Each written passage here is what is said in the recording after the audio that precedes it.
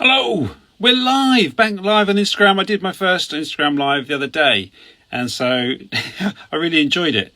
So I hope that I think this is something I'm going to do more often. I'll just wait for a few people coming in. But what's really exciting about today, I've got someone going to join me on this live stream today. So hi, Grandad Mick. Hi, David.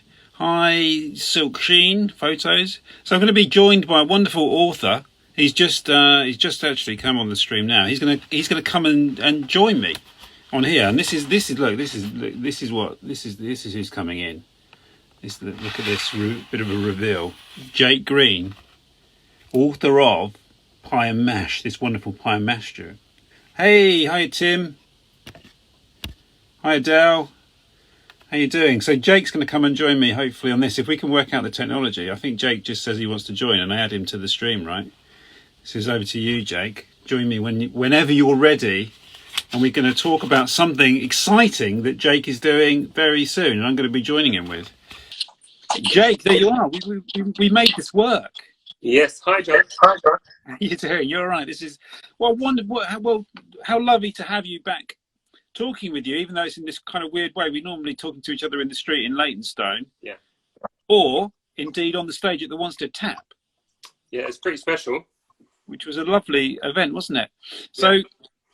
I thought it'd be really nice, since we're going to be doing a thing together, which I'm still not 100%. I think I do understand it now.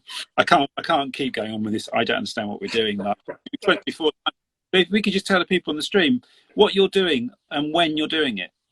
So on Sunday the 13th, which is a week on Sunday, we're going to be broadcasting a live pie and mash celebration from noted Eel Pie House in Leytonstone. All right. So our bit that we're doing for everyone and for you is kind of like anyone that missed out on that Wanted Tap Q&A that we did. People that couldn't get tickets or had tickets and couldn't make it, they get to see a little bit of a sample of that, a little bit of a taster. So I'm interviewing Bob and Robert Cook from Broadway Market. Wow. Which is super interesting, super nice to connect with them. And just other people from the pie and mash industry, really. Are they coming into what, the noted pie and mash? No, I'm gonna be live streaming from the pie and mash shop. Yeah. But it's on a Sunday when the pie and mash shop is closed because I didn't want to put them under those circumstances, you know. So eventually this is kind of like a warm up. So this is the virtual one because obviously we've had pie and mash parties there before, which I know you came to. It's amazing. Wonderful events. I had eels for the very first time, but as a caveat to anyone watching, they were amazing, but they were hot eels with no jelly, which I don't think is the way that people normally eat them. Well, you can have stewed eels and jellied eels. So jellied eels are just cooled down stewed eels, from what I understand. Ah, thanks, John, for that comment. By the way, thank you about my YouTube videos. I appreciate that very much. So stewed eels. Yeah, but hang on, how many places do studio? Because if that was on the menu everywhere, I'd be going for that stuff all the time. I think a lot of the pie shops do that. Wow. I know Kelly's for jelly. G. Kelly's in Roman Road definitely do it. I think, yeah. And then the guys that I'm trying to arrange a Q&A with the guy that supplies the eels, guy from Mixed Eels, his son Darren. They supply a lot of eels across London. Are they from Billingsgate Market? They've got a stall in Billingsgate Market, but they've also got a factory on Cody Road in Canning Town where they do all the processing. They get like lorry loads of eels sent in and they process them. And like, I don't know what they do with them. That's why I want to go down there and see it. Hey, where do they get them from? They're not, because remember we talked about this at the Wanted Tap. There is this thing that I looked at when I did I wrote the essay for Jake's wonderful book. And I think these are still available, aren't they, Jake? You still got them in stock? Yeah, they're in stock. We're shipping them out for Christmas. And before we let you go off here, we will talk about this book because I know people want to know about it. I did look into a little bit about the history of pie and mash, even though I thought, well, I can't authentically write about pie and mash because I don't really know anything about it. So my essay is a walk. The kind of thing that I do is I did a walk between the closed pie and mash shops. So I looked at the sites of former pie and mash shops called the Dead Pie Trail, because this book documents all the existing pie and mash shops as they were, right, Jake, at the time you project. Yeah. And some of the ones that you documented, and how many of these are no longer here in the time since you did this book? So I think it's 8 of the original have closed down out of 32. That's mad. But the book has extended that because we broadened it outside of central London and the city of London and the main London area to Greater London. So it has extended. So we've got about 50 in there now. The kind of Cockney diaspora. Exactly. Yeah. So that was I forgot what I was going to say now actually about that. Well, you know what? I just want to say from the comment that John made about your fantastic walks. I'm a big fan of yours, John. And one of the reasons I got in touch with you is because, no, you're not necessarily eel and pie aficionado, but you are a London explorer. You know, and you get to grips with London really, really well. And we love that. We're fans of that. A lot of people love that. So. Well, the thing I was trying to remember, I looked into, is that the eel thing. There was some arrangement between the royal house. It must have been William of Orange, right, or somebody, where the Dutch traders got access to the street markets of London, because there were eel sellers roaming the streets selling eels, I guess, in the city and around the East End, around the docks. Yeah. And if they weren't Dutch, they were selling Dutch eels. So this idea, people go, I wouldn't touch an eel that came out of the Thames. Well, they didn't. They came from Holland. Yeah, they come from Holland. But then the funny thing is, because the elvers, the young eels, are caught in the River Severn, I found out recently, and then they're shipped to Holland to mature in these amazing facilities and then sent back over as mature eels. So because I was in Lincolnshire the other week, it's a beautiful town called Stamford, which is stunning. If anyone, I'd never heard of it before. It's really one of the most beautiful towns in England I've ever been to. And in the market there, they had eels in the market. And of course, the Fenland, that's what it's famous for. It's associated with eels, isn't it? There's a real culture around eels in the Fens. Okay, so, I didn't know that. Well, eels get everywhere. They're absolutely stunning fish. They really are. I mean, you could do a pie and mash book and then a separate book on eels alone. Like, they are amazing fish. Queen's Market. So as a kid, the best pie and mash shop was in Queen's Market, Green Street, but it had to shut down years ago. I wonder what that one was called. What was that called, Rod? We wait for him to type it, you know. Type in, yeah, it's not easy to do. I'd struggle to type. But there was another one, wasn't there, in on Barking Road, and I think that shut down when West Ham moved. Yeah, Nathan's. Nathan. That was a classic, that one. Sorry. How long's Nathan's been around? Nathan's Pie and Mash.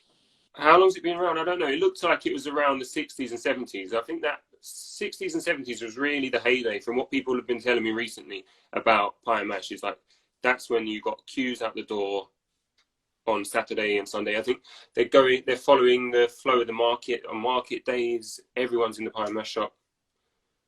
So and then it declined from the 70s onwards. Right, because I think I always bring up when we talk about this is that a wonderful scene in the film The London Nobody Knows. When James Mason's wandering around London, sort of generally sneering at people. And there's that great scene that takes place in. I'm just clicking wave to people. That great scene takes place in the Manses in Chapel Market, and obviously the stand-up moment there is this really trippy electronic music. Yeah, and all the eels. Have you heard about the Eel Towers? No, what are the Eel Towers, Sean? You are going to join at some point, aren't you, Sean? I think. The Eel Towers are like towers of eels. Like, do the eels climb on top of each other? Maybe.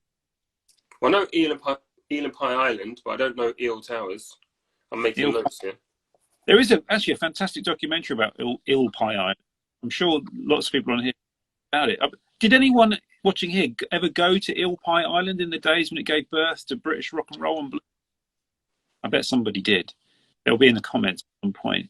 It was where, it was the massively influential in the British industry. All the bands started on the island, didn't they?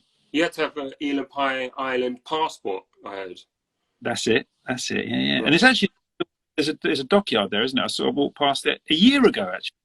Pretty much a year ago. I stayed down in Hampton Court and I walked past it. I think it's the last working dockyard on the tidal Thames. Is it on the tidal Thames? It is just about on the tidal Thames, isn't it? I'm not sure exactly where it is, down by Kingston or something. It's sort of near Teddington. Well, it's sort of near Twickenham. So I guess it's just about tidal Thames ends at Teddington, doesn't it? Yes, it's an interesting chat. We'll try and reprise on when am I meeting you? Tuesday, Wednesday. Wednesday. Wednesday. Yeah, is 11 o'clock? So 11 o'clock. We'll work it out. We'll work We're it gonna. out.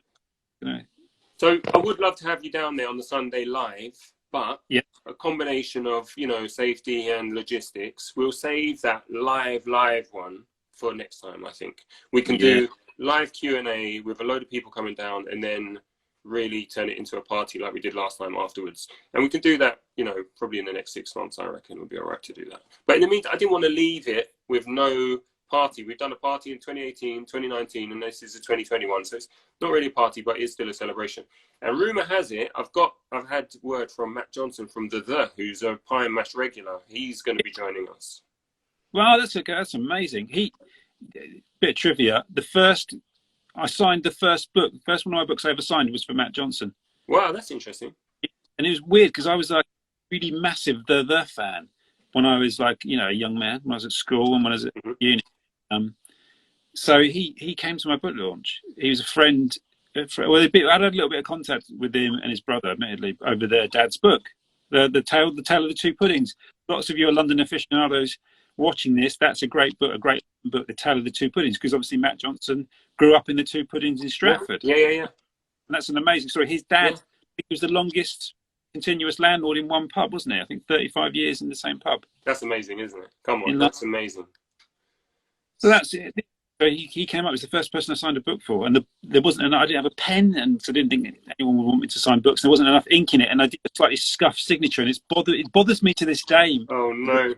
7 years later, it's still like, oh no! If only I had this pen, this great pen, which I always take now. So we had some good. Can I scroll back down to? Oh, I can look. There's one about Daniela Westbrook's got a pie and mash shop in somewhere, Greengate, which sounds mental. That'd be amazing. We've got to go down there. I'm not sure that's a good. Is that a good recommendation? Why not? Yeah, she's a legend, isn't she, in the East End game? I mean, no. I mean, yeah, I don't know. It's worth checking out. Where is it? Is it in London? I don't know. I doubt it. If it's in London, I would have been there, right? Well, that's very true. It's very true. But it'd be trippy seeing Daniela Westbrook serving pie and mash. That would be trippy. Serving also with a tub of live eel there as well. Yeah. Yeah. Well, as Patrick says, I grew up around Twickenham, but far too young to know the music scene. Rolling Stones, Clapton, etc. They were all there. There's a great documentary I saw on the BBC, actually. I think it's on the iPlayer. I think it's one of those ones that's on the iPlayer for you. It's a great London documentary. See if you can add another guest, so 2 on the screen. Okay, Sean, let's give it a go. Where would I access that, Jake? You know this kind of thing. I've not done this before, but I reckon if he just requests to join, you'll just let him join. Should be fine. Join again. There's Raj says a pie mash shop in Greengate, owned by EastEnders. Oh, there you go. In Greengate. There you go. Owned by Daniela Westbrook. You can be seen some days serving. Good honour for doing that. Got to be honest with you. It's not easy. It's not going to be an easy job, is it? No. Greengate and Plaster. There you go. Greengate and Plaster. Oh, I'll check it out. Thanks for the tips. This is great. Knowledge sharing moment. Really. There you go. Yeah, I've been to Robbins in Wanstead. My first pie mash shop was in Exmouth Market. I think I told the story because it's interesting actually, there's a big meat pie culture in Australia, particularly in Sydney. But you would get a meat pie there because, you know, it's all kind of very, you know, they've got access to really good meat and stuff because they've got a lot of land. So you get a pie there and it's full of chunks. It is. And so the meat pie is a real part of their culture. So when I was living in Islington, when we first moved there, I brought my wife over to Sydney, and I was like, we've got to go for pie and mash. You've got to reintroduce your culture. And I don't think I'd ever been for pie and mash, I don't think. So I took her for the pie and mash in Exmouth Market, and she was frankly horrified by what she was serving. And she couldn't eat it in the end because she's an Aussie and she's half Italian. So she comes from 2 kind of great foodie cultures. She was having none of it. But so I wonder if there's a kind of link there to the Cockney diaspora with the pie culture there in Aussie meat pie culture and East End pie and mash culture. Well, I think the thing with Italians and Australians, you know, it's with pie and mash. I think it's an acquired taste, and I think you just have to develop your palate. You know, it's not just what I've been finding with people that I talk to about pie and mash, I'm really interested because it's very nostalgic. Like you go, and especially at the moment where I've been working at Noted planning the event on Sunday, and people where it's been closed and you can be able to get takeaway, and a lot of places are doing delivery. Noted in Leytonstone's doing nationwide delivery of pie and mash now, and it's absolutely killing it. It's really amazing. It's a great lifeline for those shops, really, to be honest. But then people just really want to be in the shop. It's like you could eat a pie and mash meal in about 15 minutes from going and ordering, sitting down and eating it. And it's being in there with the condensation and the smell of the mash, because they all smell the same. And it's just, I think there's more to it than just the food, you know? It's the parsley liquor, I think, is the thing that do we know the origins of that? We talked about this before, didn't we? Because you assume it's parsley and fish, don't you? You think it must come from Well, that? they started it. I was talking to Peter about it this week, actually. Peter, who runs Noted in Leytonstone. And because they use the water from the mashed potatoes to make the liquor. So it's just flour, water from the potatoes, and parsley. It used to be from the eel water, but then people stopped doing that because they don't sell enough eels. So they sell a lot more mash than they do eels. So it's just, and you know, it's better for people that don't want to necessarily have the eel water in their mash, in their liquor. I'd love it. I'd love a bit of eel water. And I wonder if anyone anywhere still makes their mash with eel water, their liquor with eel water, because that would be incredible. Yeah, I wonder. I need to go for some stewed eels again. They're still doing them down at Noted, are they? Yeah. I was down there yesterday, and they had like live eels. I think they're the only shop in London that still have live eels, because there used to be a live eel farm at the back of F. Cook's in Dalston, but now, because mostly people just buy them ready prepared. So where do Noted get theirs from then? They get them from Mixed Eels down on Cody Road, so they just get them live. They get a delivery once a week, and they prepare them. And it's mental. They're mental fish. They are insane. No one knows how they breed or anything like that. It's so enigmatic. It's like I say, there's a whole new project just on eels. Pie mash is more about the buildings and the culture and the heritage, whereas eels is just next level. It's a complete mystery. It's interesting. There's a book I was reading. Let's see if I can get it. It's called Fen. I'll just look. It's just going to go to my bookshelf. It's called Fen by Daisy Johnson. It's a series of short stories. I think she's quite a young writer, actually. And she's from the kind of Fenlands, obviously. And a lot of the stories are about eels and about the way that the role that eels play in the mythology of the Fenlands. I just want to read these comments from Time Wanderer Chris, actually. It's really good. It says, Steve Jones from the Sex Pistols is a huge pie and mash. Apparently, he gets the plane from Los Angeles to Heathrow. He goes straight to a pie and mash shop. That's amazing. Yeah, brilliant. Up in LA, because there's so many expats out there, aren't there? Yeah. I wonder if there's a pie and mash shop in LA. That'd be nuts, wouldn't it? There you go. Look, Cat Weasel says, they travel the world to breed amazing animals. They travel across water and land. Yeah, there's a woman I was talking to, an artist called Sally. I think Sally, I can't remember her surname now off the top of my head, but she did a big project in Leytonstone. She did a talk, and she got down some eel scientists down to Noted Pie Mash, and she was talking to me about them. She really opened my eyes to the way that eels breed, and they migrate from the Sargasso Sea down to Europe and then back again to breed. And at one point, people didn't realize, they thought there were like 3 or 4 different breeds of fish. And then after, like when they discovered that these are eel larvae and then eel elvers and then fully matured eels, it's actually one fish that they thought were 3 different breeds. It was like people thought they grew out of the mud. No one knew how they actually reproduce, because when they're young, they don't have any reproductive organs. It's only as they travel back to the Sargasso Sea, their stomach dissolves, and then they grow reproductive organs, and they go back to the Sargasso Sea, which is basically in between North America and the West Indies and the Atlantic or somewhere like that. It's absolutely mental. From Europe, all of them. It's incredible. Where's the Sargasso Sea again? It's like northeast of the West Indies. It's a sea surrounded by other seas. It's almost like mythological, isn't it? That's a mythological. Yeah. What if eels have stories of their own journeys across the seas and across the land? I imagine it'd be quite alarming to see a load of eels crossing the land. Yeah, that would be pretty nice, wouldn't it? That would be, what the hell? But they can live in mud and in ponds for years. They've been found in ponds with no access to fresh water, where the ponds dry out in the summer, then fill back up in the autumn, and eels are still there. It just doesn't, like, they're unfathomable. Anyway, less about the eels. I'm starting to feel a little bit bad for eating them, but I only feel that bad until the next. I go, they are delicious. So, and they're apparently very nutritious. And what's lovely is a lovely video on YouTube about the pie mash shop that was in Wells Street Market. Mm-hmm. Which is what I wrote about. That's closed. And I watched the video when I was researching that essay, and it shows it.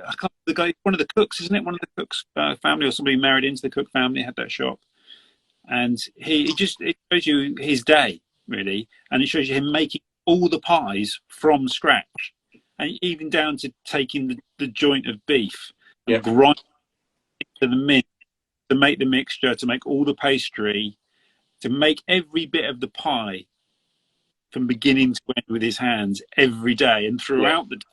Yeah. Because they're finished fresh throughout the day. I mean, there's nowhere else you can really eat food like that, street food like that anyway, that's for sure.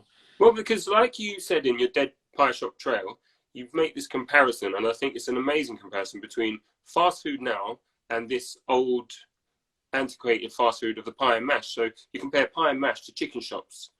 Yeah. And actually, the speed of which you get it and the cost of it is kind of similar, but pie and mash has got to be so much more nutritious.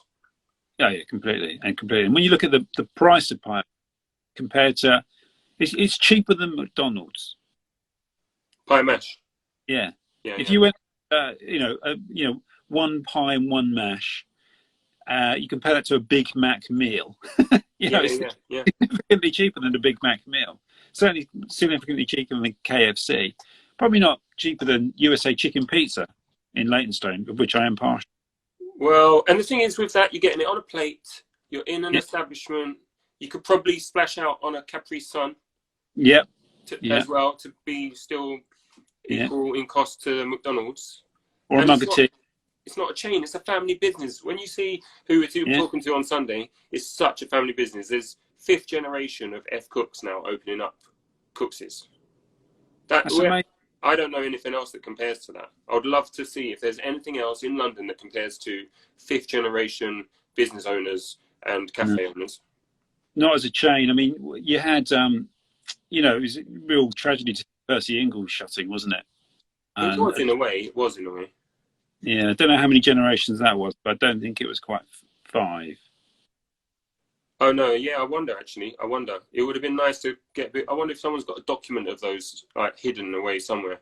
Because there's a great book I got recently called One Saturday in 1986 on Broadway Market, which I'll have to lend to you. And it's a photo book, and I can't remember the guy's name now, a photographer called Stuart. He's just gone down Broadway Market with his camera and just shot it all. And there's a Percy Ingles down there and a William Hill. And it is barren Broadway Market in those days. And it's a great book. And he's actually died recently. He died a few months after that book came out. So it's a shame, but you should check it out. Anyone who's interested in the history of London, it's a great document. I lived in the early 90s, like 92 to 94. No one went down Broadway Market then. It was dead. It was pretty dead then. There was a great pub, the Dove, and when England had football matches on, they used to put out loads of hot food on the bar, like chips and sausage rolls and chicken. And we were all on the dole at the time, so well, not all of that time, but certainly I remember going there when I was on the dole to an England, and you could have a feed as long as you would buy half a lager, and you could space, and they didn't care. Obviously, it was obvious what you were doing, drinking, but they were like bringing around more food for you to eat. But that was the only reason I remember people going down Broadway Market at that point. Certainly not what it is now. Yeah, the way it is now is absolutely crazy. Yeah. There was double pie and mash. I can't quite do a double. I can do a double pie, single mash, or double mash and a single pie. I can't do double. What have you had for breakfast, John? Or brunch maybe at 11? Or in a pub as the substantial meal. Yeah. I must admit, that's really buggered up my pub going now, because you've got to, fancy going out for a pint after dinner, but that means you've got to eat again. Yeah. His name was Stuart Goodman. What was? Sorry, Sean. I think I lost Stuart the con. Goodman, yeah, he's the guy that did the One Saturday in Broadway Market. Ah, great. Yeah, it's a fantastic book. Really, really good. That's a big plug. That's a But big plug. one thing about that book is it doesn't feature F. Cook's pie and mash shop, which to me that's just, I can't, like, if the guy was alive, I'd call him up and I'd ask him. And it is a fantastic book and I love it. And you will love it. I'll lend it to you, John. But it doesn't include the pie shop. That's a disgrace, frankly. It is really. Disgrace. I'm gonna show people some of the. This always falls out. Oh yeah, that's not even a pie and mash postcard. Why have I given you that? That's from El Salvador, isn't it? Oh, yes, it's true. You're right. Well remembered. One of your own photographs. It's quite a memorable moment, that one. Such a beautiful book, isn't it? Look, it's good actually. The light. Let's make sure the light catches. Look at that. Let's flash it in the. And look, and this is my favourite bit. It's on the slide. Look at that. Yeah. And this lettering was done by Russell Frost. Press, is that correct? Yeah. So the first edition, he printed all the covers by hand. We did 100 of those, and they went on a Kickstarter. And so the second edition, I got them hand foiled by Wyvern Bindery, which is another bit of history. If you know the Wyvern Bindery in Clerkenwell, they've moved out of that sort of area now. The old street area. I'm not sure where they've moved to, but bit of F. Cook's action. F. Cook's. That's in Harold Wood. The other F. Cook's. So F. Cook's on Oxford Street, and then Harold Wood, which is very, very close to being not in London. Well, I mean, you're right. It's right in the corner, London Borough of Havering, isn't it? Just about. That's right. Yeah. People here, I don't know if Tori follows me on Instagram. So she's out that way. I really like Harold Wood, particularly from a walking point of view. It's an amazing area to go walking. Harold, there's so many fantastic walks. I've done quite a few where I've got the train to Harold Wood. It's really quick out of Stratford, and then from there you can walk in so many different directions, and it's glorious everywhere. The River Ingleborn is one particular favourite one. Nice. On the London Loop, actually, Harold Wood. So when you mentioned Tory, that one's closed. Ah. Deptford. Goddard's. So the guy who ran Goddard's was in the press when they closed, blaming the vegans in Deptford for that shop closing down. And it's ironic because I was chatting to the guys that run G. Kelly's in Roman Road, and they've been doing vegan pie for 25 years. Wow. So really, the pie shops that don't do those vegan pies, there's no reason why they don't do them, because G. Kelly's in Roman Road have been doing them for 25 years. I think that's pretty impressive. What would you have in a vegan pie? They do soy mince. Soy mince and onion. I've had one. It's really good. Excellent. Roy's Pie Market, Green Street was the name. Thanks, Raj. There's a Goddard's in Greenwich off the market. I bet they do quite well because they probably get the tourist market. Right? Yeah, it must be busy, that one. In fact, actually, here it is. There you go. So I just want to say, because when I was working with Tori and Owen, who run the Bread Collective, who designed this book, right? They were the people that said, John Rogers, he's a writer, journalist, works locally. You should speak to him, and that's why I got in touch with you. So I must give a little shout out to Bread Collective, because they've really looked after me over the years. And they did the gold foiling, the gold leaf on Noted's windows. Oh wow! On the windows of the shop. When we put the exhibition in there, it went permanent, and then we decided we're going to put the signage on the windows in gold leaf. Yeah. Which is quite nice. And that's the Walthamstow one, isn't it? No, that's Chapel Market. Oh, God. I can't believe that's the one that hurt me that they shut. I must admit, because I used to live at just the end of Chapel Market, just opposite, behind the job centre, on the bar day. And I went in there when I was writing my book. I did a walk through there for chapter 8 of my book. Went for lunch in Manses, and it was really lovely. I sent you that. I did a little ambient recording there. That's so good. And shot a little bit of video in there. Actually, it is the Walthamstow. Yeah. Use the two. Very, very distinctive.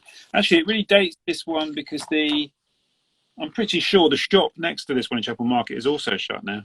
Oh, really? I'm pretty sure, yeah. Which is a real shame. There seems to be, it's interesting, as I was saying about Steve Jones being a pie mash fan, that the one in Shepherd's Bush. There's also a lot of strong punk connections to that one, isn't there? I can't remember what it's called now. The one in Shepherd's Bush. Isn't it also closed? Isn't it? It's A Cooks. A Cooks, yeah, because that was where Mick Jones used to go there, didn't he? And sort of like a mod, isn't it, in Quadrophenia? Yeah, I think so. That's quite an important one, that one, because Simon, who I worked with on the film, it's his idea to make the film. He used to be a regular at A Cooks, and he heard that it was maybe going to close down because of all the redevelopment in that area. So we documented that, and we decided we're going to document every single one. So that's what we did for the film. And so Simon Poontip, he was a regular at A Cooks, and they've actually refurbished all the sign. Even though the pie shop's still closed, someone's refurbished all the signage on the outside of that shop. Oh, that's interesting. Well, it's a really beautiful shop. It's like a piece of artwork, really. It's like a piece of public art. Yeah. It really is. What's Sean saying? Flo's Pie and Mash in Crayford is on the London Loop. A great meal there with tea for only £4. It's a little sub-project. So it's Pie and Mash shops of the London Loop. There's two already. Well, I'm thinking potentially that would fall into Pie and Mash Shop England, because we've got Pie and Mash Shop London in this book. Yeah. But Pie and Mash Shop England would be, you'd only have to go to like probably 20. I don't know how many there are. And that would cover the London Loop, right? Yeah, London Loop's got, I can't remember how many sections it's got now. Quite a few, 30 something sections. Maybe it's got one for each borough, maybe. Okay. 30. But, hello from Leytonstone, me and 4711. And I see Earthan, Coffee Circus. Hi, Earthan. This is, sorry if I've missed some waves. Well, once me and Jake get going, Dagenham used to have a pie and mash shop, John, did it? What happened to it, Adele? Did it obviously shut down, I guess? I thought There's a few from Dagenham in the book. All right, hang on, let's have a look. Heath Pie and Mash, I think, is Dagenham Way. But you know what it is? People can wave and people can say hi, John, but when we get talking, there's no stopping us. I mean, it's really crazy. No, exactly. I hope you've got plenty of battery life for your life. 24 sections on the London Loop. Hello from Harrow Road, E11. Way, Harrow Road. That's the heartland, right? That's the heartland. So right on the border. I think Harrow Road used to be called Knaves Lane, I think. Oh, really? I've probably got that completely wrong. It was Harrow. I suppose Harrow Road is the continuation of what's the road that goes over the M11 past Cathal Baths?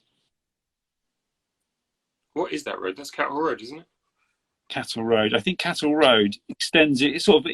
I think Harrow Road, though, it continues on the line, doesn't it? You get to the kind of junction there. I think it's on the very oldest maps of Leytonstone. Oh, really? Yeah, sort of some of the 17th century maps. I've got a funny feeling it's called Knaves Lane. Don't quote me on that. So someone's just mentioned Arments. That's in the as a pie and mash classic. Oh, someone's saying Dames Road. So yeah, Arments, which is in the book, is a classic. And on that day, can you see on the wall there? There's like a curtain. On that day, we went to film that, and I shot that picture for the book. It was being unveiled. Their blue plaque was being unveiled on that day. That's why there's or their listed status. I don't know what that plaque is. I think it's the blue plaque. Woolworth Road, actually. So maybe I'll go in there on the Woolworth Road to do a video. Which part of the Woolworth Road is it on? Do you know? No, I can't remember. Because the Woolworth Road's being really ripped up by development now. They're building skyscrapers all along there because it's radiating out from Elephant and Castle, and they're branching their way to the road. So let's hope it survives. It's Woolworth, but it's Westmoreland Road. In my book, in my directory, it says it's Westmoreland Road, just off Woolworth Road. So I don't know. Hello from Amsterdam. They have pie and mash in Amsterdam. They have definitely. You must have eels in Amsterdam. Must do. Well, you never know, do you? That's true. They might not eat them. They just might. A bit like us with the oysters, right? We export oysters. We don't really eat them, but we're one of the biggest exporters of oysters, aren't we? Yeah. A lot of countries export their finest produce. It's an economics thing, isn't it? I thought it was in Malaysia that they have I went to a tea plantation in Malaysia, and they have all the grades of tea, and the one they sent here is the 3rd grade tea. They keep because they realise we don't really care. We just Oh, shove wow. it into. We don't really care. We make it. Whereas, so they keep the best stuff. Well, because that's the opposite with coffee. Where I've been Right. on all the coffee places, all the coffee exporters, all the best stuff is getting shipped out. People locally just drinking stuff that's just grown on that's dried on the street. They don't really care. Don't really care. So, Jake, do you want to talk a little bit about that? Because your new project, your most recent one, is about coffee, right? Yeah, well, they're kind of running alongside parallel.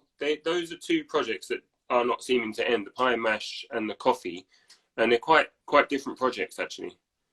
It's Coffee Kenya is the most recent book, which is Kunywa Jasho Langu, which means drink my sweat. It's a Swahili expression. And I've got an exhibition probably coming up at the end of December in Walthamstow for 3 weeks. I just need to sign off some bits and pieces, but that's going to be a really nice exhibition, some photography displayed there. And it just documents the journey in specialty coffee to try and promote good, sustainable, knowing where your food comes from. And it's called Drink My Sweat, and it can represent coffee, can represent the clothes you wear, any food you eat, really. And I think there's quite a nice link then to, in a way, to pie and mash. Mm-hmm. In a kind of roundabout way, to me, it's local people doing what they can locally, knowing where their food comes from. I mean, it's literally meat, potatoes, and flour with pie and mash. It's so simple. So you know what you're eating.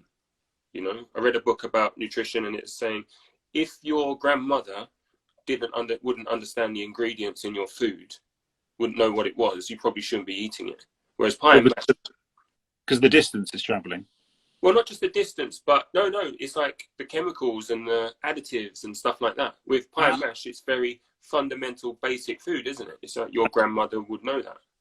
I just think my grandmother wouldn't have understood a mango, for example. Yeah, that's true. Yeah, that's true. And avocados. Because I remember the first time I saw a mango chopped up on a plate, turned inside out. I was like, "What on earth? What grows in cubes like that?" I was very ignorant, and I was in my 20s. So it's interesting. So with the specialty coffee, because I suppose this is the thing we're all seeing around now. You've got these little coffee bars. Some of them are small chains. Like we've got Perky Blenders, are a very small chain in Leighton and Leytonstone. Sometimes they're roasting their own coffee. Is they? Because I think some people just see that and they go, "What's the deal? Here, understand this? It's really expensive for a coffee, or no more expensive than Costa." But it is the added dimension that these small chains like Perky Blenders, are they sourcing their coffee beans in a different way to big chains do it? Yeah, so fundamentally, you'll pay the same amount for Costa coffee as you would for Perky Blenders or Caravan or Workshop or Square Mile, any of those a bit more independent or specialty coffee. You'll pay the same money. Costa coffee are not spending the same amount on the beans from where they're grown and where they're imported. Really and truly, they probably wouldn't be able to if they wanted to, because they're doing so much coffee. Whereas in smaller places, they're more sort of bespoke coffee places, right? They don't need so much coffee. So they can import some really fine coffee, and they're probably paying. I did an interview for my coffee launch, my virtual coffee launch last month, and it was with Fabio from Notes, and he was explaining that there's a price set in America for commodity coffee. It's like $1 a pound, and him being a specialty coffee roastery, they'll pay up to $19 a pound. My God. So significantly more, but they're charging the same amount. Now, people that say that coffee costs a lot of money actually should be probably twice the price for people to get a good living out of it. Yeah. It's a cheap food that we drink and we don't really pay much attention to. Yeah, exactly. It's just kind of everyday thing that'll pick me up. People don't give a lot of thought to. So it's interesting to know that those little coffee bars are actually sourcing their own coffee beans and importing it themselves, paying a higher price for it to the growers, right? Yeah. Because you can't hide that. When you drink that coffee, you want to take away the milk and take away the sugar and sample the two things, and it's like two completely different beverages. Right. Yeah. You can't hide bad quality coffee or cheap quality coffee. Perky Blenders are good and they're local, but they're not necessarily the best. Square Mile have recently moved to Walthamstow, so now they've probably the leading specialty coffee roasters in London. Is that that guy in the borough? Is that James Hoffman, right? Yeah, James Hoffman, who's got an amazing YouTube channel. He's like YouTube channel. Incredible YouTube. If you haven't watched James Hoffman on YouTube, go and get. Not now. Stay here for a bit longer. But when this finishes, go. He's the detail he goes into. He did a really interesting video, which admittedly I think there's two videos. There's another on these keep cup things. I carry a keep cup around in my, this thing, avoiding using reusable, disposable cups. And he, the economics, not the economics of it. He did the kind of environmental impact, and it's marginal, I think, which I found really interesting. It's like tote bags versus plastic bags and stuff like that. I mean, you can dig deep into that. But what James Hoffman does really well is he makes it a lot less exclusive. He opens it up, like specialty coffee and coffee baristas can. I mean, a long time ago when flat whites were new, it felt a bit snobby and inaccessible. And what James and a lot of other people, Celeste Wong from Girl in the Cafe does really well is just says, you know, it doesn't always have to be the best coffee ever. James said to me once, when I wake up in the morning, I don't care what coffee I'm drinking. I just want to drink coffee to be awake. It's later on in the day when you've got a bit of time to yourself and you can really sit down and enjoy that coffee. In the morning when you're dropping the kids off and going to work and whatever, you haven't got time to savor the flavor of a coffee. So that's a bit more of an open-minded approach. It's not, oh, what coffee you're drinking. People know that I'm into coffee. And if I go to their houses and go to their studios and they go, sorry about the coffee, you know, it's not quite up to your standard. It's like, no, I'm just glad to have anything to drink, coffee, whatever. But then actually I said to my friend Leandro the other day, he's got a studio and he's got coffee I could hardly even drink, John. I was like, this is disgusting. You guys, you've got your own studio. You're not poor people. Just put 10, 15 quid a week into decent coffee. For one, that money's going to go into local businesses. That then money is going to go to pay people who are picking the coffee properly. And when you sit down, you're going to enjoy that coffee. It's like a nice moment. It's going to taste good.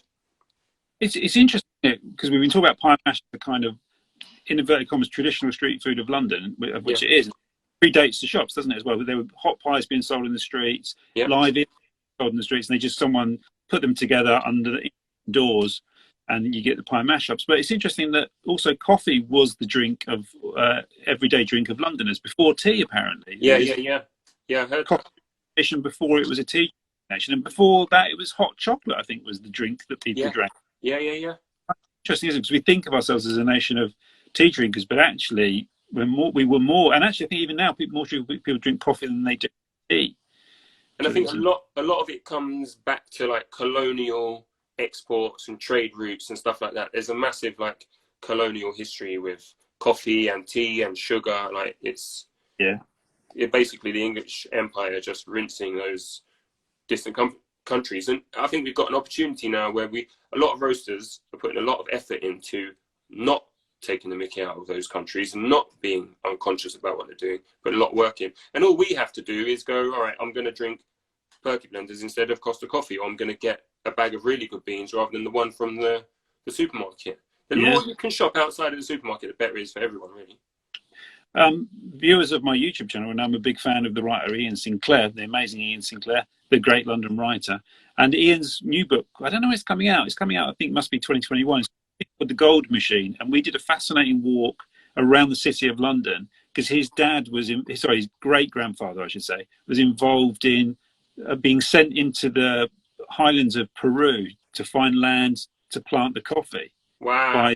By the Peruvian corporation who were based in the city of London. So then we did a walk around, and you those links between colonial territories, places that also weren't colonies. You know, Peru obviously was never a British colony, but they ended up, because the Peruvian government got so indebted, the Peruvian government ended up repaying those debts with land. So we're giving over huge tracts of land to these corporations in London.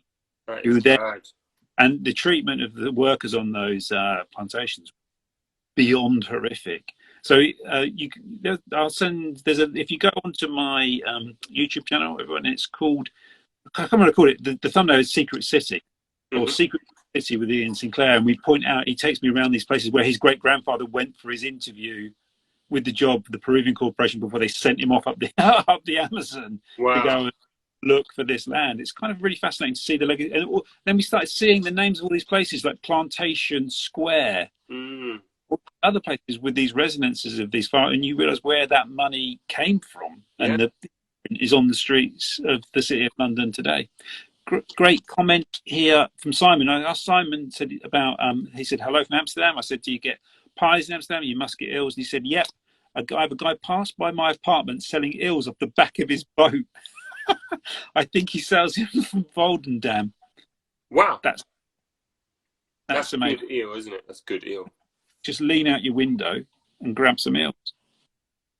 And I think there's some other comments we should have a look at, Jake, shouldn't we? This is a great example. Hi, Rinchin. Yeah, when I go to Rinchin's house, I take coffee with me, but I take it. It's a gift.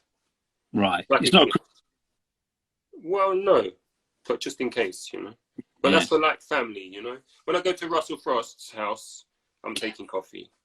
Really, does Russell Frost also serve terrible coffee? No, his coffee's all right. But do you know what it is? I normally have an abundance of coffee that I want to share. Well, the Kiwis, my wife's, I think I've explained, she's half Italian, half Australian. What rankles with her is the Kiwis always claim to have introduced, they claim to have invented the flat white. Whereas, well, there is a lot of that. I'm not sure who did it, but it's definitely come from that part of the world. It's definitely Antipodean. Well, I worked as a barista in Sydney in the 90s, and it was like coffee was mad then. Everyone drank flat whites. But of course, if you have a flat white and then you go to Italy and you order a cappuccino, you'll realise what you're drinking is just it's just the way a cappuccino should be served without mounds of froth on it. Yeah, cappuccinos in Italy are 10 times better than anything we've had over here. Like cappuccino is standard, isn't it? Yeah, it's so good.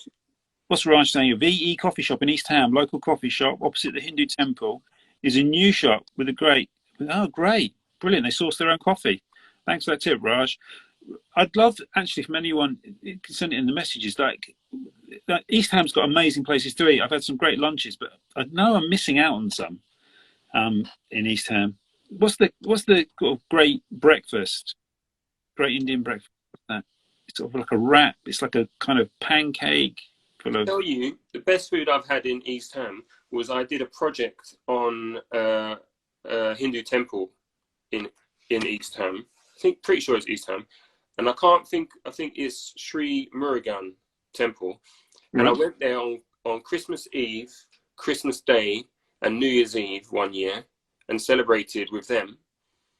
And you go there early in the morning and they're just like, they obviously know I'm not a Hindu. And they welcome me in and they serve breakfast. And it's so incredible. It's the best breakfast. We should go there on Christmas Day this year.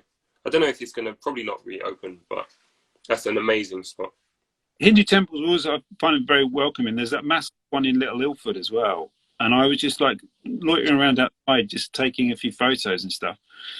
And I do a bit of it. And someone came out, I thought they might be a bit annoyed with me photographing and video at the temple. And they were like, oh, do you want to come in?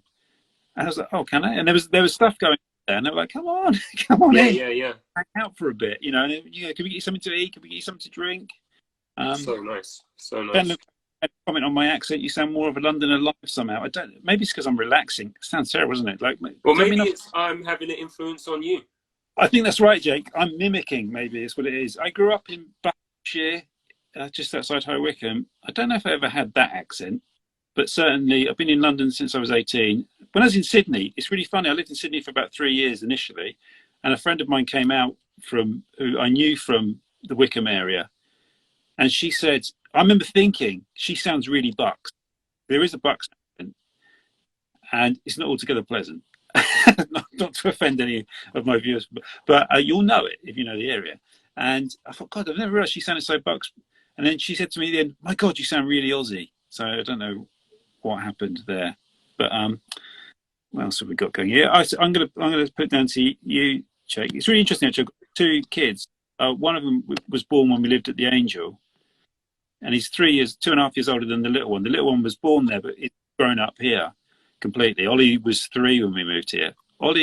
People say Ollie sounds a bit posh, whereas Joe definitely sounds like he's from Leytonstone. And he's the older one. He's the younger one. Oh, he's the younger. Do you think, Jake? Here's the thing. You're born and grew up in Leytonstone. Mm-hmm. I think before even I lived here, I used to think there was a Walthamstow accent. Well, I don't know about Walthamstow. I think probably there is. Yeah, I think so. I 100%. When I hear someone that's from Leytonstone, there's something about their voice. In fact, I shot a barrister, not a barista, not a barista, but a barrister recently. Yeah. Alexandra, she's like really young, 26-year-old barrister. She's a barrister, right? A The high-ranking solicitor. hourly rate is quite significantly different. Yeah. So definitely.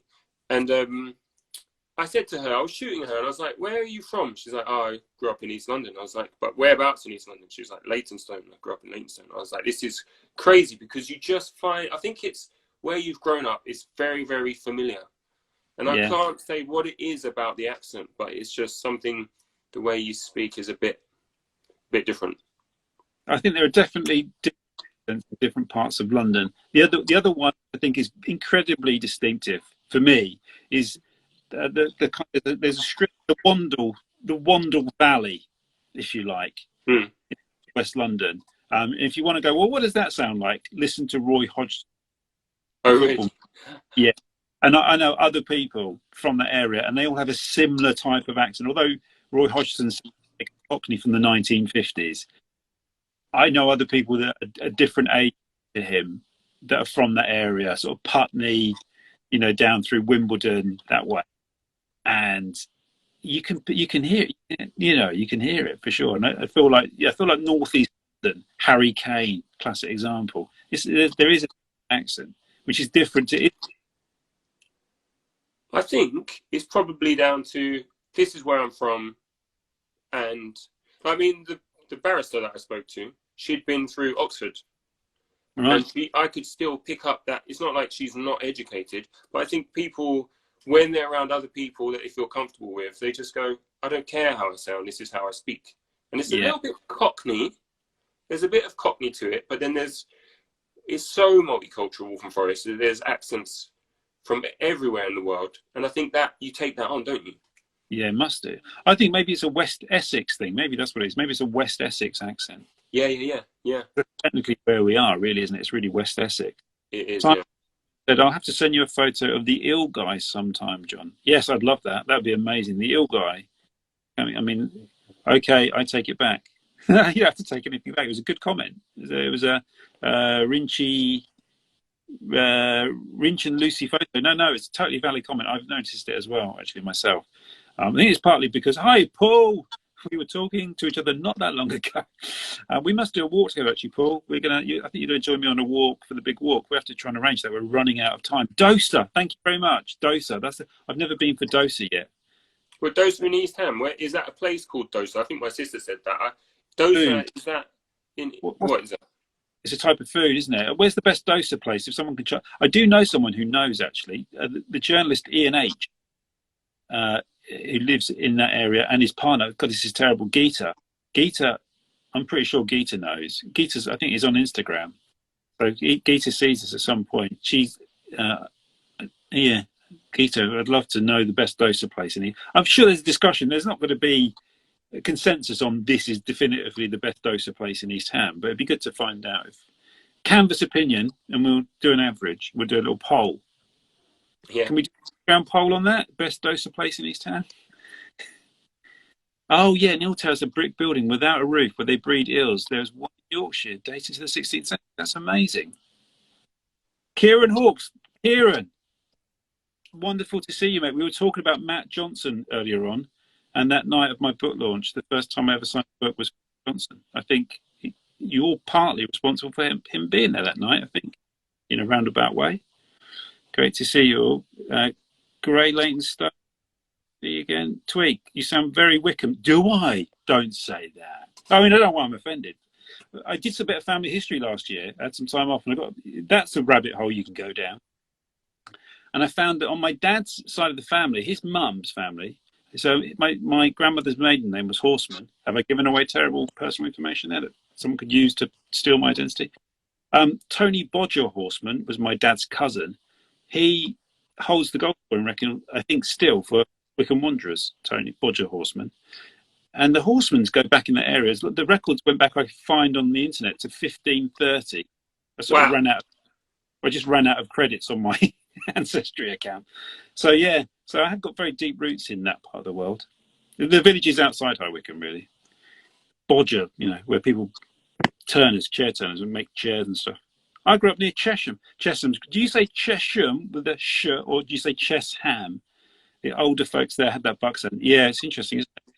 My dad's obviously got it, although he lives in Devon now. But Chesham's amazing. I walked on the River Chess, which Russell Frost, our friend Russell Frost, Hooksmith Press, who did the building the leagues, who did this thing. Russell Frost as chalk stream, so it's very good for catching. I think trout. I think swim in chalk streams. It's a beautiful chalk stream. It's a really beautiful walk.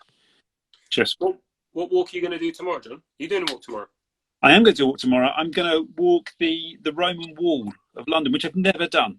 I'm going to walk around the City of London Wall. So wow. It's one of those walks I've been meaning to do since I first came to London. I studied at City of London Polytechnic, and a lot of my lessons are at the Tower Hill. And the fragment of the Roman Wall was right outside. I used to sit in my classroom looking down on it, studying history and going, I'm going to do that one day. Obviously, you can, and obviously you've got the one that's called London Wall that follows the line of the wall. These fragments all I've seen. I don't think I've seen all of them. I've seen quite a few of those fragments, but I've never linked them all together in a continuous walk. So I'm going to do that tomorrow. Oh, I can't wait to see that. Is it going to be live on Sunday? You're going to put it up on your YouTube on Sunday? Yep. I'm trying to hit it. It might be late. Milk and Cookie Boy, who's got a very interesting Instagram account where he eats milk and cookies. You'll know Josh. He's the local character. I think. I hope you don't mind that description, Josh. But it was good to see you around the tube station. Accents. Yeah. What else have we got in here? We've got Hooksmith, Russell. We've been talking about you. We need to talk about you. We have to repeat. Basically, we said you were great, but you don't serve very good coffee. Apparently, I didn't say that. In summary, I did. specifically said you do, but I always take coffee to yours. Certain people, I just feel like I need to share coffee with. What coffee do you take, Russell?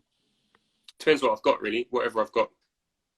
So Russell Frost, for any of you who might be confused by this thing, not only did he do this, he also did the maps.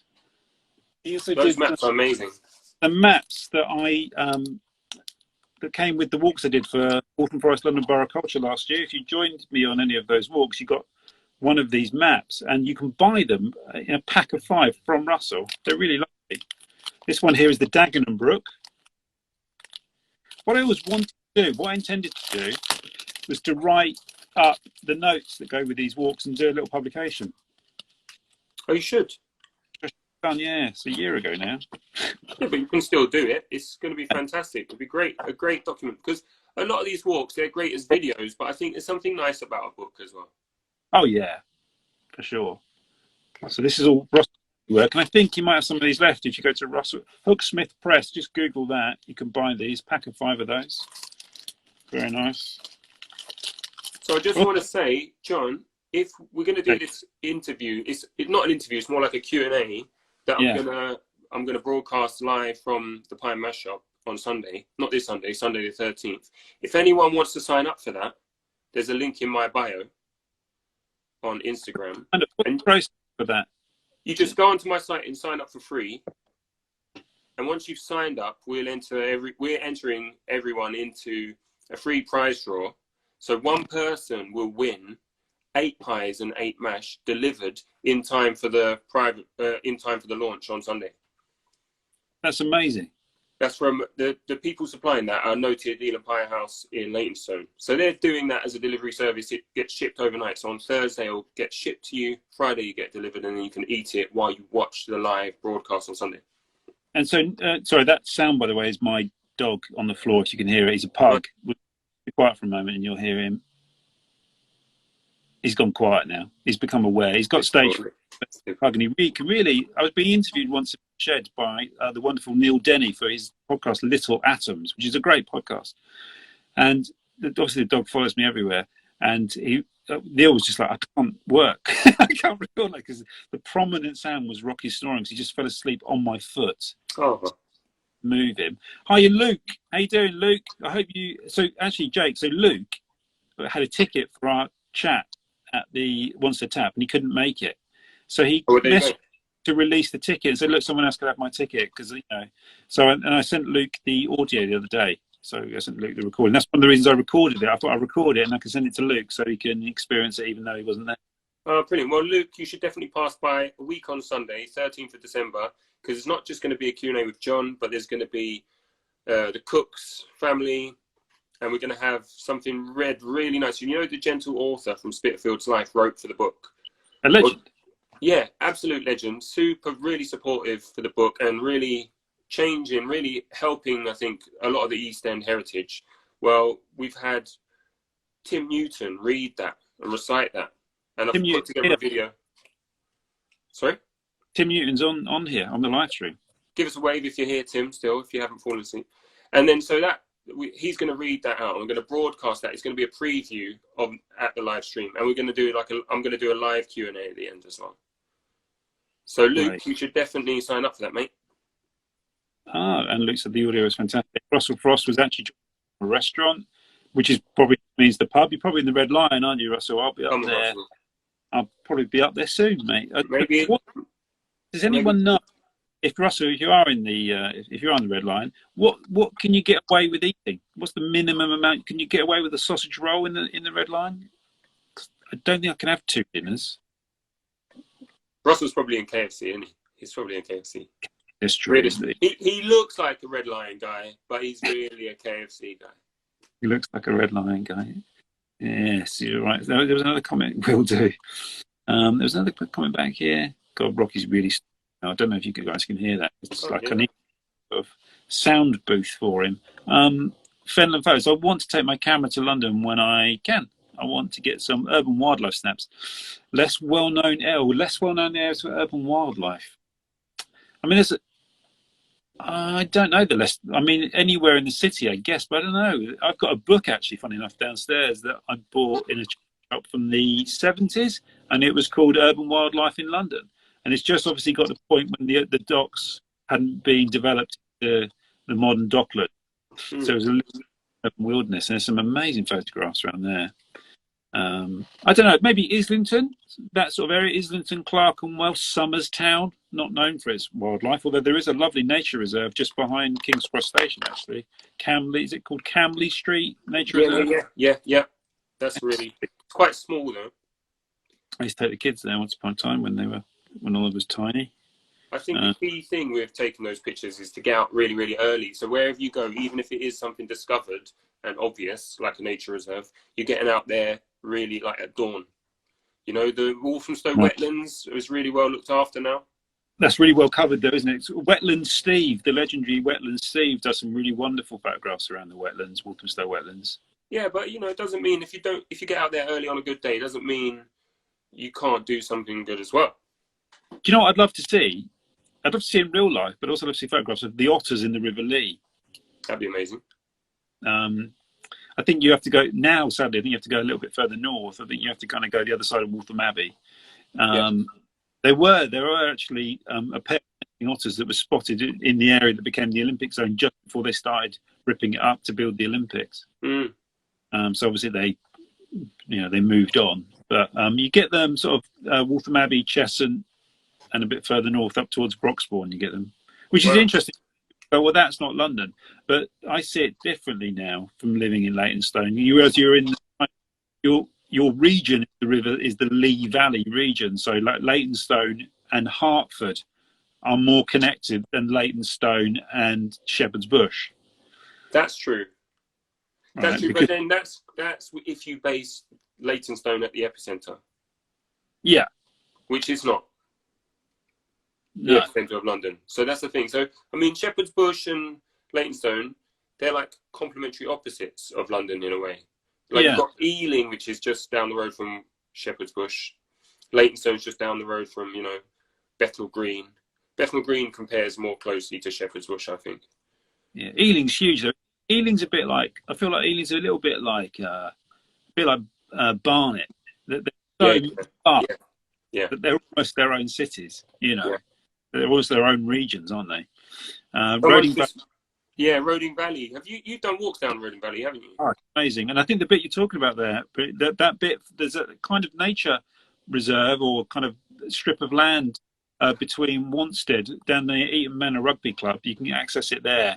And you can walk through to Charlie Brown's, not on the Roding, but along this nature. Amazing. I'd never been down there until the lockdown.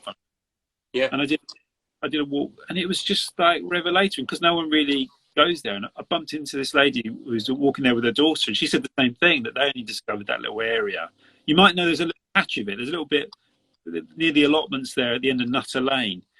And I just used it as a way to access the river Roding. I didn't realise that you can carry on. Hey, Bob Berta Smith has joined us, the great Berta Smith, the curator of the Leytonstone Centre for Contemporary Art, the king of Leytonstone, according to one of his own songs. Leytonstone is the centre of the art world, Bob, isn't it? It is the centre of the art world.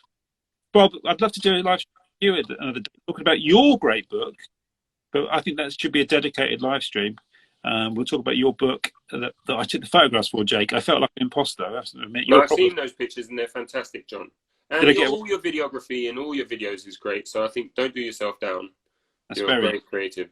Very kind of you. It's harder though, photography, actually. It's harder than videography, I think. Well, I think it's what you're used to. I've been doing more videography because I've been doing the live talks and stuff, and I prefer photography. So it's just what you're used to. Yeah. Bob's book, by the way, You Are an Eye. Highly recommend it. It's fantastic. I'm not just saying it because I took the photographs for it, because I remember thinking it would be a great idea before Bob wrote the book, and we did a video series at Folkestone Triennale, and where Bob was giving these art lessons. They're on YouTube. If you look up Bob and Roberta Smith, God, what's that series called? I think it's called You Are. Sorry, Folkestone is an art school. So if you go, Folkestone is an art school on YouTube, and it's one of those things that when you probably have this with photography, Jake, when you're editing something, sometimes you're editing something just to get it edited, and you engage with the material through that particular prism. But with this, it just transformed the way I look at creativity. And being with Bob, we'd worked on the scripts together. We spent like 3 or 4 days filming them. But even so, when I still sat in the edit, it was still like a massive education. And it to this day changed the way I think about the creative process. Yeah. And it's a fantastic, and the book, that's in now, that exists in a book form, and it's such a brilliant document. Bob also does live streams here on Instagram, so follow Bob on Instagram, and you can get it's just an amazing insight. Bob's apart from being a great artist, he's a great educator as well, a great pedagogue. It's a word I'm yes. Well said, mate. Thank you. I don't know what I said, but well said, mate. Yeah, well, thank you very much. This has been great, Jake. So, can we remind people again? It's the 13th of December. Do people have to sign up? Can they not just join it live on? They can just join it live. They can, but if they RSVP, then they get the link sent directly to them, and they get entered into this prize draw to win a very generous 8 pies and 8 mash delivered with liquor. So pie and mash fans are going to go for that. Yeah. So it's a nice way to sign up, and you get reminders from YouTube. You can subscribe. I'm not really into the YouTube long term, so. You're on YouTube. You're doing this via YouTube. It's a live YouTube stream, yeah. I'm going to subscribe. Well, it's your choice. There's not really going to be many videos on there. This is per project. YouTube channel, Jake. Let me tell you that. Say that again. That is not the way to plug your YouTube channel. No, I'm plugging my event, and it's a week on Sunday, the 13th of December. Sign up. The link is in my bio. It's free to sign up, but you do get a little bit more when you do sign up. And this is live from the Pie Eel House. It's a reading by Tim Newton of the Gentle Wolf book, interviews with the notable members of the Cook family, pie and mash royalty, and a bit of me saying, not saying what we've been talking about right now, talking about the Dead Pie Shop, talk about other things, talk about London, talk about nostalgia. I'm very interested in nostalgia recently. I've taken on that. A good friend of mine for quite a long time, who watches my videos, he said, I really like your videos. I find them very nostalgic. And I thought that was a really interesting, I've never thought of it that before. And I've embraced it now.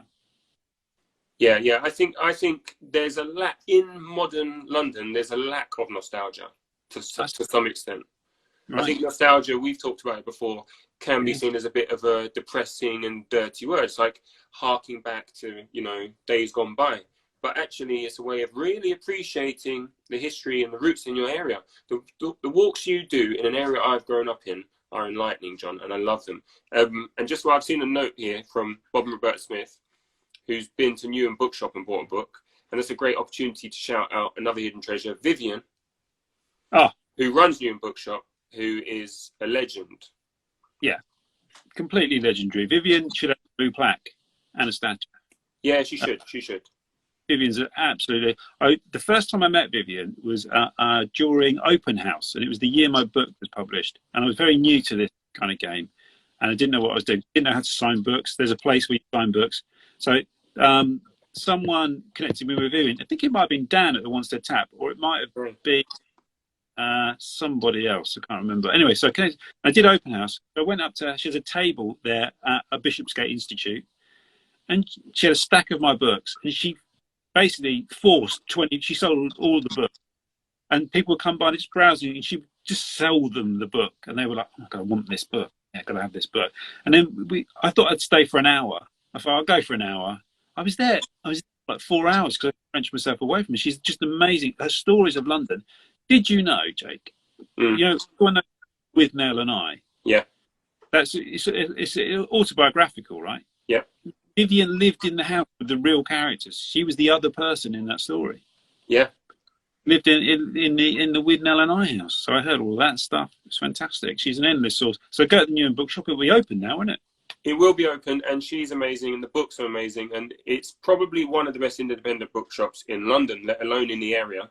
So, yeah. I mean, she's great. She's great. She's the reason we did the talk at the Wanstead Tap.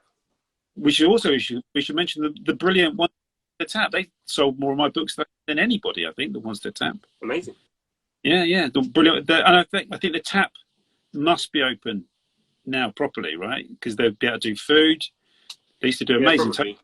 Yeah, I'm sure the Tap will be open. If not, they do a fantastic takeaway service. Yeah. Pretty sure the Tap is open. At least give it a try, and then you've got the chicken. Actually, got the chicken shop just down the road. I know those people. They're really lovely people. Do the chickens in that road, Winchelsea Road, which is actually bizarrely in Waltham Forest, so it must be Leytonstone. Yeah. Which is weird because it's Forest Gate. Yeah. But you can't have a bit of Forest Gate in Waltham Forest. No, you can't. That'd be weird. It's an anomaly. It is a bit. It's to do with the Wanstead thing. So Bobby's. So if Bob was in the Newham Bookshop yesterday, Bob, I'm going to make an inference and say that you would have been there signing of your book. She is. Yeah, I don't know if Bob can confirm that, but maybe it's worth just going to the Newham Bookshop on the off chance. So, Daniel's just signed up to the event. Looking forward to it. Brilliant. See you there, Daniel. Yeah, that'd be excellent. God, it's going to be a massive thing, Jake. It's going to be fun. It's going to be fun. You know, we're not trying to do anything with it. It's just celebrating pie and mash, shining light on the pie and mash shops at the moment. They've been smashing it. It's a great institution. It's all good. And Vivian actually forced me to sign some books. So Bob, I don't know what book Bob's got down there, but there are signed pie and mash books at Newham Bookshop, so you can get them there. You can get them on my site. But she gave me a hard time about how I sign books as well. So I was just like, yeah, sign it. She's like, Jake, you need to try harder with the signing the books, mate. Yeah, she's the number one person. When all the really big authors come to London to events, they request Vivian does the books. So she does most of her big book events away from the bookshop. When Imran Khan came and did a signing at Ilford Town Hall, yep, they requested Vivian do the books. I think she's done them for everybody. I bought the paperback of This Other London. Oh my God, and the Pie and Mash book, plus signing You Are an Artist. Right. Got them all in there. Well done. Very professional. Mention of all the books. Yes. Fantastic. When I go next time I go to Newham Books, I'm going to get Bob's book and I'm going to get your book in paperback. I might get a couple of each actually to gift them to people that have got good taste. Oh, that's brilliant. That's brilliant. I highly recommend all of those books. I think it's probably a good point to sign out, is it, Jake? Yeah, let's go. And let's save some energy for Wednesday. Yeah, we've plugged everything. We've plugged all the books. We've plugged all the local venues. Come with an empty stomach on Wednesday. Come with them, like your style. Gonna get you a pie and mash, mate. Have a whole eel, just a whole eel. Down in one, a whole live eel down in one. Yeah, not live. Imagine you just put a live eel on the table. That would be alarming, wouldn't it? I just received This Other London here in Holland a couple of days ago. Oh, that's brilliant, Simon. Hey. See you next week, guys. Thank you very much. Thanks so much, Jake, for joining me this evening. Thank you. Thank you very much, everybody. Have a Great to great talk week. to you. Take care. Bye. Bye.